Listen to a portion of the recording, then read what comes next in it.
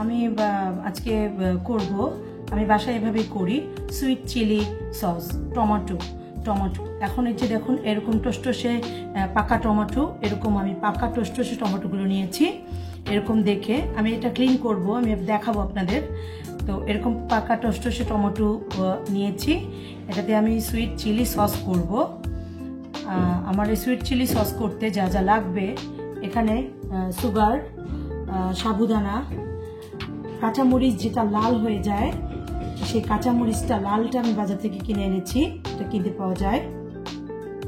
রসুন নিয়েছি, আদা নিয়েছি, লবণ নিয়েছি, লং নিয়েছি, শুকনো মরিচ নিয়েছি, এবং সবচেয়ে গুরুত্বপূর্ণ যেটা আমার সোডিয়াম বেনজোয়েট। এটা আমার বেশি দিন প্রিজার্ভেটিভের জন্য এই সোডিয়াম বেনজোয়েটটা লাগবে। আর সাবুদানা তো অবশ্যই লাগবে, যেহেতু সুইট চিলি সস।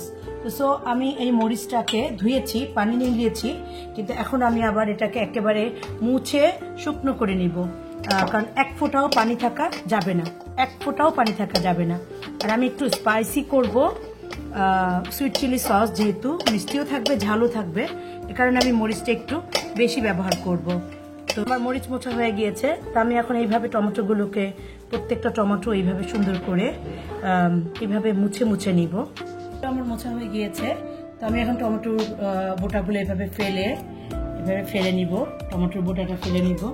আমি এইভাবে টমেটোগুলোকে কেটে নিব। তো ভেতরটা যদি ময়লা থাকে এটা পরিষ্কার করে নিতে হবে, বোটাটা এইভাবে ফেলে নিতে হবে, তো আপনার ইচ্ছা করলে বটি দিয়েও কাটতে পারেন, তা আমি চাকু দিয়ে কাটার অভ্যস্ত। আর আমি এটা নিয়েছি দেশি টমেটো, এটাতে প্রচুর পরিমাণে পানি উঠবে, যেটা সুইট চিলি সসের জন্য খুবই বেটার। ওকে ভিউয়ার্স, আমার টমেটোগুলো কাটা হয়ে গিয়েছে, তো আমি সিরকা ব্যবহার করব। তো সিরকাটা আমি তখনই ব্যবহার করব এটা চুলোয় দেওয়ার পরে আমার কতটুকু পরিমাণে লাগবে সেটা দেখে। তো আসুন আমি আপনাদেরকে এখন দেখাবো সাবুদানাটা কিভাবে ওয়াশ করে করতে হয়, এবং টমেটোটা আমি চুলোতে দিব, দেখুন। হ্যাঁ, ওকে ভিউয়ার্স, আমি দিয়ে দিচ্ছি এখন টমেটোগুলো চুলোতে।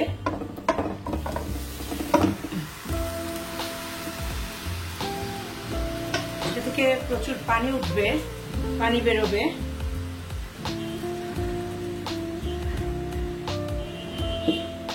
তো আমি এখানে আদা কুচিগুলো দিয়ে দিচ্ছি, রসুনগুলো দিয়ে দিচ্ছি, শুকনো মরিচটা দিয়ে দিচ্ছি, লবণটা আন্দাজ মতো দিচ্ছি, পরে দেখে আবার দিব। সামান্য একটু লং দিয়ে দিচ্ছি, 3-4টা, বেশি দিলে গন্ধ হয়ে যাবে।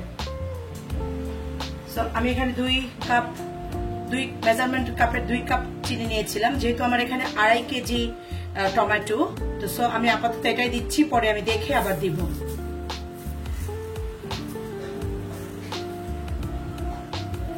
এখানে কোনো পানি ব্যবহার করা যাবে না, 1 ফোঁটাও পানি ব্যবহার করা যাবে না। তো এটা আমি চুলোটা আগে বাড়িয়ে দিব, অল্প আঁচে দিব, পানিটা বেরোয়ার জন্য অল্প আঁচে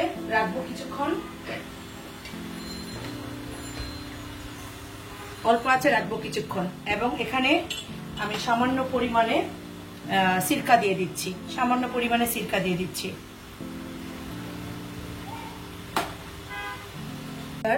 আমি এভাবে পানি নিয়েছি, কাঁচা পানি, এবং আমি যে বয়ামটাতে সসটাকে রাখবো এটা তো মিনিমাম 1 বছর ঠিক থাকবে। এই বয়ামটাকে আমি এইভাবে পানি দিয়ে ঢেকে চুলো জ্বালিয়ে আমি এটাকে স্টিম করে নিব, এবং এটাকে আমি শুকিয়ে মুছে তারপর সসটাকে ঢালবো। তখন সসটাতে আর ফাঙ্গাস বা নষ্ট হওয়ার কোনো সম্ভাবনা থাকবে না। তো এটা আমি সিদ্ধ বসিয়ে দিয়েছি। আর এখানে আমার এই সসটা অলরেডি পানি ওঠা শুরু করেছে, তো এটা আমি একটু নেড়ে দিচ্ছি, এটা ভালোভাবে নেড়ে দিব স্টিমটা হওয়ার জন্য। হ্যাঁ, এটা হতে থাকুক। এখন আমি আপনাদের দেখাবো আমি সাবুদানাটা প্রসেস করব কিভাবে। সো আমি সাবুদানাতে এভাবে পানি দিয়ে দিচ্ছি। তো সাবুদানাটা আমি এভাবে খাওয়ার পানি নিয়েছি, আমি বয়েল ওয়াটার ঠান্ডা। তো এভাবে আমি এটাকে ওয়াশ করছি। আমি এভাবে এটা ওয়াশ করব। সাবুদানায় ময়লা থাকে, দেখতেই পাচ্ছেন আপনারা। আমি ময়লা বেছে নিয়েছি, তারপরেও পানি দেওয়ার পর বেরোচ্ছে। তো আমি এটাকে এভাবে ওয়াশ করব, এভাবে ছেঁকে নিব, এভাবে ছেঁকে নিব। আবার আমি পানি দিব। এইভাবে করে আমি সাবুদানাকে ভালো করে ধুয়ে নিচ্ছি। সাবুদানাকে ভালো করে ধুয়ে আমি কিছুক্ষণ এটাকে ভিজিয়ে রাখবো, কারণ এটা আমাকে ফুটাতে হবে। এটাকে এখানে আমি সামান্য পরিমাণে পানি দিয়ে, নর্মাল পানি দিয়ে এটাকে ভিজিয়ে রাখবো, ভিজিয়ে রাখছি। তো এরপরে আমি এটা সিদ্ধ করে নিব। সামান্য একটু পানি দিয়ে নিচ্ছি, কারণ এতটুকু পানি লাগবে আমার এটা সিদ্ধ হতে। সো আমার বয়মটা সিদ্ধ হয়ে গিয়েছে। সো বয়মটা আমি এখন নামিয়ে নিব। বয়মটা নামিয়ে নিব। সাবুদানাটা দিয়ে দিচ্ছি, পানিটা শুষে নিয়েছে। এখানে আর একটু পানি দিতে হবে সাবুদানাটা জাস্ট সিদ্ধ হওয়ার জন্য।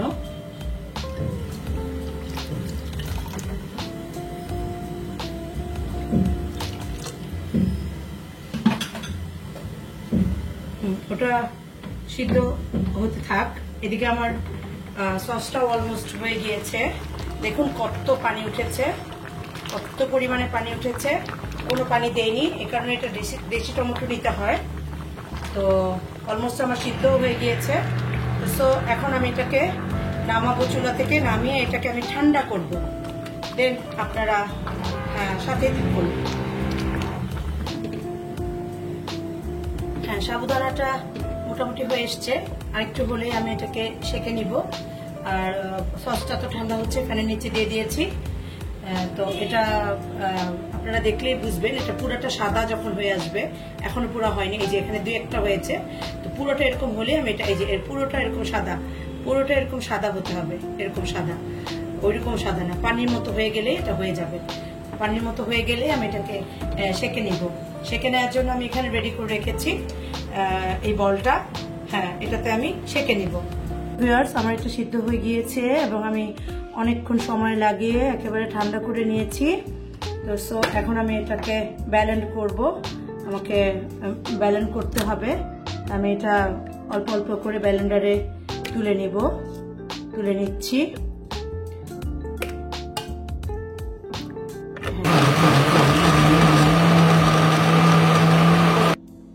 হ্যাঁ, ব্যালেন্ড হয়ে গিয়েছে। এভাবে করে আমি এটাকে ছেঁকে নিব, কারণ কোনো ছোবা দিব না, সিল্কাগুলো দিব না, সিল্কাগুলো আমি অন্যভাবে দিব। পুরো হয়ে গিয়েছে, আমি ছেঁকে নিয়েছি। তো সো এখন আমি আমার সাবুদানাগুলোকে ব্যালেন্ড করব।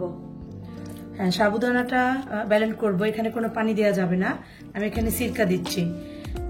সিরকা দিয়ে আমি এটাকে ব্যালেন্ড করব, করে আবার আমি টমেটোর মতো ছেঁকে নিচ্ছি। ওকে, আমার টমেটোটা ব্যালেন্ড হয়ে গিয়েছে। আমি চুলোতে দিয়েছি, আঁচ দেইনি। এটা হয়ে গিয়েছে, ব্যালেন্ড করে ছেঁকে নিয়েছি সাবুদানাটা। এখন আমি চিলিগুলো আধা ব্যালেন্ড করব। চিলিগুলো আমি অর্ধেক ব্যালেন্ড করব। এখানে আমি দিব হচ্ছে সিরকা, এখানে প্রচুর সিরকা ইউজ হবে। হ্যাঁ, সিরকা আমি এতটুকু আগে দিয়ে দেখবো ঝালটা কেমন লাগে, তো পরবর্তীতে আবার বাকি অ্যাড করব। তো আমি এটার সাথে এখন একটা একটা করে সব মিলিয়ে দিচ্ছি।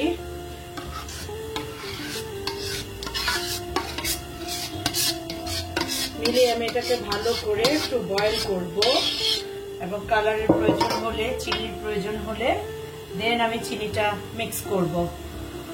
আমি মিলিয়ে দিচ্ছি।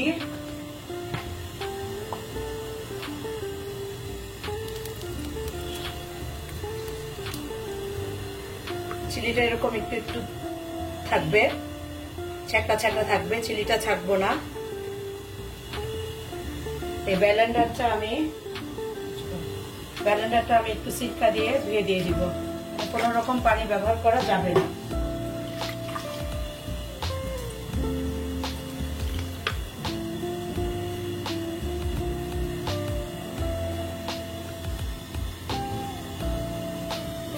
ওকে ভিউয়ার্স, আমার এটা মোটামুটি হয়ে গিয়েছে। আমি যা যা দিয়েছিলাম সব ওই পরিমাণেই আছে, শুধু আরেকটুখানি স্বাদ অনুযায়ী আরেকটু সুগার আমি দিয়ে দিচ্ছি। টোটাল তাহলে আমি 2.5 কেজিতে 2 কাপ আর আধা কাপ সুগার মিক্স করলাম। মেজারমেন্ট কাপের 2 কাপ এবং হাফ কাপ, 2.5 কেজি টমেটো ছিল এখানে। তো এটা আমি ভালো করে বয়েল করব, দেন আমি ঠান্ডা করব, দেন আপনাদেরকে আমি দেখাচ্ছি। আমার হয়ে গিয়েছে, আমি সমস্ত মিক্স করে ফেলেছি। এখন লাস্ট স্টেপে ঠান্ডা করে নিয়েছি। এখন আমি সোডিয়াম বেঞ্জোনেটটা মিলিয়ে দিচ্ছি। যেহেতু আমার এখানে 2.5 কেজি ছিল, তো আমি 2.5 চা চামচ দিব। একটাতে আমার কভার করে নাই, তো এইভাবে মিলাতে হবে, এইভাবে করে মিলাতে হবে, একবারে করে দেয়া যাবে না। সো এইভাবে আস্তে আস্তে করে দিব আর মিলাবো।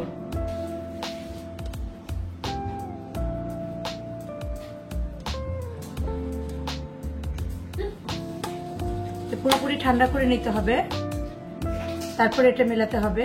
এটা মেলানোর পর আর বয়েল করার কোনো দরকার নেই, হয়ে গিয়েছে। আমি এটা কম বেশি হলো কিনা এই জন্য একটু মিক্স আপ করে দিচ্ছি। এই দেখুন কালারটা কেমন এসছে, এই দেখুন কালারটা কেমন এসছে, দেখুন কালারটা কেমন এসছে। আশা করি সবাই আপনারা ঘরে এটা করে খাবেন, তো সবকিছুর সাথে এটা ভালো লাগে। তো আমি আপনাদেরকে দেখিয়েছিলাম এই বয়েমটায় কিভাবে প্রিজারভেটিভ করতে হয়, সিদ্ধ করাটা। তো আমি এখন এটাতেও ঢেলে আপনাদেরকে দেখাবো। এটা থেকে আমি ঢালছি, সাথেই থাকুন। ওকে ভিউয়ার্স, দেখুন আমি বয়েমে ঢেলে নিয়েছি, দেখুন কালারটা কেমন এসছে। আশা করি অবশ্যই আপনাদের কাছে ভালো লাগবে, আপনারা করবেন এবং সবকিছুর সাথেই এটা খেতে ভালো লাগবে। এটা লং টাইম ভালো থাকবে এই প্রসেসে।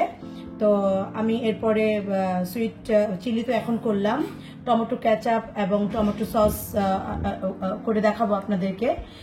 যারা আমার চ্যানেলটা অলরেডি সাবস্ক্রাইব করেছেন তাদেরকে অসংখ্য ধন্যবাদ। আর যারা দেখছেন, ভালো লাগলে তারা চ্যানেলটিকে সাবস্ক্রাইব করে দিবেন, পাশেই থাকবেন। সবাই ভালো থাকবেন। আসসালামু আলাইকুম।